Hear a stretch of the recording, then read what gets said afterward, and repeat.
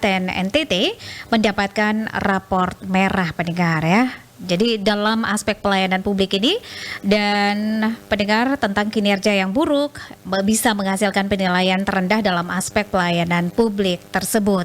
Dan hal ini diungkapkan dalam rapat koordinasi penerapan standar pelayanan publik atau SPP dan juga sistem pengelolaan pengaduan pada Dinas Pendidikan Kabupaten Kota di NTT pendengar yang dilaksanakan di Kupang. Dan untuk membicarakan hal ini pendengar RRI, kami sudah bersama narasumber kami, Darius Bededaton, Kepala Ombudsman Republik Indonesia Perwakilan NTT. Pak Darius, selamat pagi. Selamat pagi Ibu Leli, selamat pagi RRI ND. Ya, terima kasih Pak Darius sudah meluangkan waktu bersama RRI pagi hari ini. Pak Darius, ini kalau boleh tahu aspek penilaian yang dipakai ini seperti apa untuk mengukur pelayanan di Dinas Pendidikan se-Kabupaten Kota di NTT? Ya, jadi dalam melakukan penilaian kepatuhan standar pelayanan tahun 2023, ini kami melakukan penilaian berdasarkan beberapa aspek penilaian. Yang pertama dari sisi input, kemudian yang kedua proses, yang ketiga output, yang keempat pengaduan. Itu dimensi-dimensi yang kami lihat. Di input, di sisi input atau dimensi input, itu yang kami lihat adalah kompetensi pelaksana, kemudian sarana prasarana. Kemudian di dimensi proses yang kami lihat adalah standar pelayanan publiknya di Dinas Pendidikan seperti apa. Kemudian di output itu ada wawancara pengguna layanan di loket. Kemudian di pengaduan itu kami akan melihat bagaimana pengelolaan pengaduan di Dinas Pendidikan di seluruh Nusa Tenggara Timur. Dari aspek-aspek penilaian ini atau dari dimensi-dimensi penilaian ini kami kemudian mendapatkan hasil bahwa 12 dinas pendidikan di Nusa Tenggara Timur itu masih berada pada skor yang rendah dan yang paling rendah, kurang lebih ada 12 di sana, dan ada 10 dinas pendidikan yang berada pada kategori rendah dan ada 2 dinas pendidikan yang berada pada kategori terendah. Terendah, oke. Ya, baik. Dan hasil ini telah kami sampaikan secara tertulis kepada bupati masing-masing. Dan untuk menginternalisasi lagi dimensi-dimensi variabel, indikator-indikator penilaian, kami telah mengundang 12 kabupaten yang skornya rendah atau berada di zona merah untuk rapat koordinasi di Kupang, dan mereka dinas-dinas ini telah hadir dan telah kami diskusikan bersama strategi-strategi untuk meningkatkan skor pada tahun penilaian 2024 ini. Kira-kira demikian. Baik, dari 4 aspek penilaian tadi yang sudah disebutkan dan juga dijelaskan oleh Pak Darius tadi, yang manakah yang paling sulit dijangkau nilainya atau terendah untuk semua kabupaten? Artinya bahwa 12 kabupaten tadi yang kita bicarakan begitu Pak? Iya, kalau yang sementara kami lihat dari data ini, kelihatan yang terendah itu ada di dimensi input. Dimensi input ini tadi ada 2 di sana, ada kompetensi pelaksana dan sarpras. Sarana prasarana ya. Kompetensi pelaksana ini banyak pelaksana di dinas pendidikan kita yang tidak mampu menjawab beberapa pertanyaan yang kami ajukan terkait dengan apa itu pelayanan publik, apa itu maladministrasi, jenis-jenisnya apa saja, dan seterusnya. Hal mana ini menjadi indikator penilaian di indikator kompetensi pelaksana. Jika mereka tidak mampu menjawab pertanyaan-pertanyaan ini, akan menurunkan skor di kompetensi pelaksana. Kelihatannya kita masih kurang di sini. Jadi ini penilaian dilakukan sepanjang tahun 2023 ya, dan hasilnya ini diumumkan kemarin dalam rapat koordinasi begitu ya, yang dilaksanakan pada Rabu 3 April 2024. Pak Darius, ini tadi juga disebutkan salah satu aspek adalah pengaduan dari masyarakat. Ini juga masuk dalam penilaian begitu ya. Nah, untuk pengaduan masyarakat ini sendiri, apakah karena memang masyarakat sudah paham sistem atau teknik melapor begitu, cara melapor kepada ombudsman, ataukah seperti apa menurut Anda, Pak Darius? Ya, khusus di pengaduan masyarakat ini yang kami lihat adalah pengaduan internal di seluruh dinas pendidikan di NTT ya. Oke. Jadi untuk melihat di indikator pengelolaan pengaduan di dinas pendidikan, yang kami lihat adalah apakah dinas pendidikan itu sudah menetapkan standar pelayanan untuk pengelolaan pengaduan. Di sana akan dilihat pengelolaan pengaduan ini berupa mekanisme pengaduan, alur pengaduan, tata cara mengadu dan seterusnya, siapa pejabat yang ditugaskan untuk menerima pengaduan dan seterusnya, apakah itu nomor-nomor pengaduan mudah diakses oleh masyarakat di kabupaten itu dan seterusnya. Hal-hal itu yang akan kami lihat di dinas pendidikan masing-masing kabupaten. Jika mereka tidak mempunyai beberapa indikator yang kami minta terkait dengan pengelolaan pengaduan ini, maka skor mereka akan kurang begitu. Jika mereka lengkap menyiapkan seluruh mekanisme pengelolaan pengaduan dan seterusnya, skor mereka akan tinggi dan seterusnya. Dan ini sebenarnya sudah kami internalisasi bertahun-tahun, karena penilaian pelayanan publik yang kami lakukan ini sudah kami lakukan sejak tahun 2015.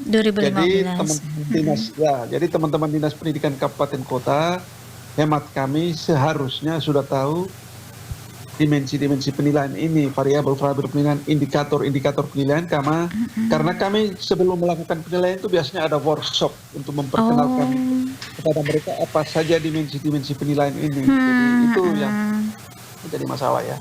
Oke. Baik. Pak, 12 kabupaten ini 10 adalah memperoleh nilai rendah dan 2 dari 12 ini terendah begitu. Boleh disebutkan Pak, ini 12 kabupaten dari mana saja Kak yang di NTT ini?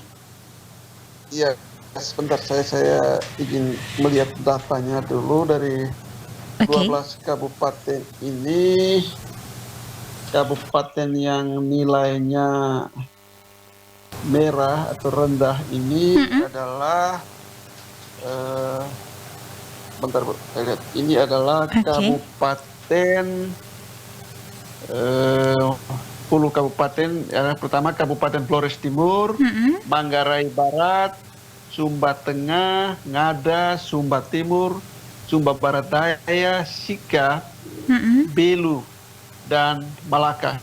Kemudian yang terendah, 2 yang terendah adalah dinas pendidikan dengan kategori E, kualitas terendah adalah Sumba Barat dan Nagakeo di Nagakeo. Kami berterima kasih ND masih berada di zona kuning ya.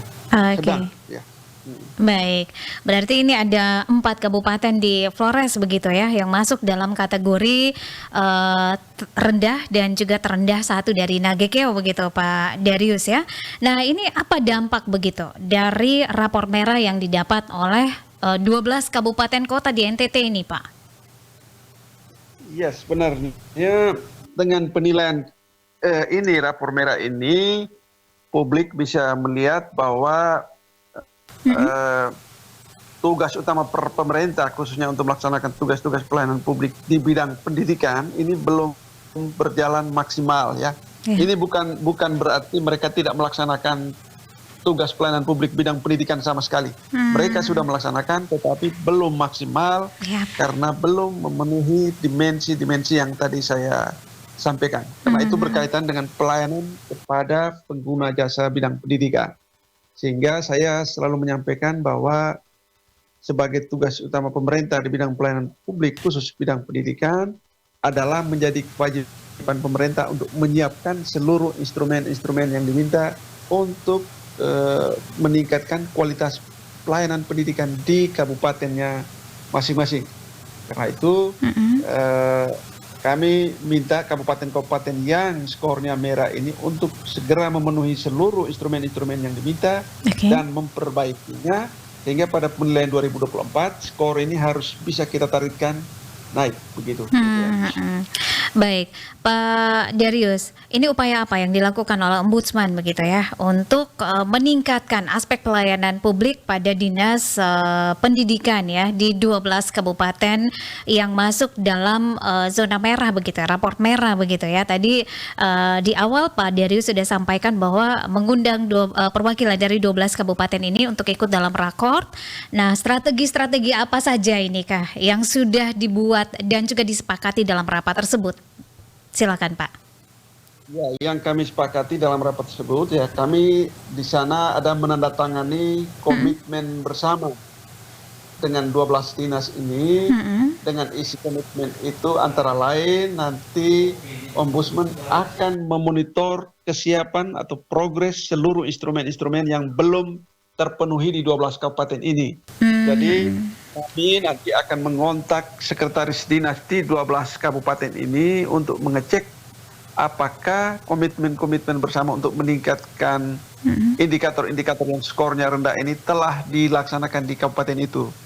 Kami juga akan mengirim surat resmi ke para bupati untuk menginformasikan hasil ini dan mendorong dinas pendidikan setempat agar mencapai seluruh pemenuhan instrumen-instrumen yang kami minta. Jadi kami akan koordinasi terus-menerus dengan 12 kabupaten ini hingga pada penilaian 2024 akhir Mei sampai Oktober. Jadi sebelum akhir Mei sampai Oktober, sebelum penilaian berikut dimulai, teman-teman di 12 kabupaten harus menyatakan kesiapannya untuk menyiapkan instrumen-instrumen yang kurang. Kira-kira begitu. Oke. Ya. Baik, rapat ini dilaksanakan kapan Pak Darius? Mengundang 12 perwakilan itu? Ini kalau 12 rakor kan sudah kami lakukan. Kemudian koordinasi via kontak person di sekretaris dinas masing-masing. Oh iya. Itu sudah kami mulai lakukan sekembali dari libur Idul Fitri ini hingga akhir Mei. Nah, ini akan kami lakukan terus-menerus sehingga mereka mungkin kalau ada kendala di dinas masing-masing kami bisa berkomunikasi untuk sama-sama berupaya kira-kira begitu ya. Jadi pengawasan ini terus dilakukan oleh Ombudsman ya dengan 12 kabupaten ini. Nah, Pak Darius, nah ini bagaimana dengan kabupaten-kabupaten dan juga kota yang tidak masuk dalam 12 kabupaten ini? Maksudnya daftar terendah ini seperti apa? Apakah juga tetap dilakukan pengawasan sama seperti dengan 12 kabupaten kota ini atau bagaimana nih Pak? Ya betul, yang tidak termasuk di 12 skor penilaian rendah dan terendah, koordinasi terus kami lakukan melalui sekretaris dinas masing-masing atau narah hubung di dinas masing-masing. Kami sudah punya narah hubung di dinas masing-masing dan kami berharap sekretaris dinas lebih konsen untuk memperhatikan ini. Kami berharap karena kita di seluruh entitas khusus dinas pendidikan ini tidak ada yang mencapai skor penilaian tinggi dan tertinggi atau zona hijau, maka kami berharap yang berada di zona kuning atau sedang seperti ND ini dan kabupaten lain itu berharap bisa memenuhi indikator-indikator yang sisa yang belum terpenuhi sehingga mereka boleh naik kelas begitu ya. Kategori A, B, zona hijau gitu. Sehingga kita dapat membantu secara keseluruhan satu kabupaten gitu ya. Oke, baik. Jadi itu yang menjadi harapan-harapan dari Pak Darius begitu ya. Dan juga teman-teman di Ombudsman NTT. Baik Pak Darius, terima kasih untuk waktunya bersama RRI. Kami RRI ND siap untuk update terus informasi-informasi terkait dengan pelayanan publik kepada masyarakat. Siap, terima kasih RRI ND. Sampai jumpa. Selamat pagi.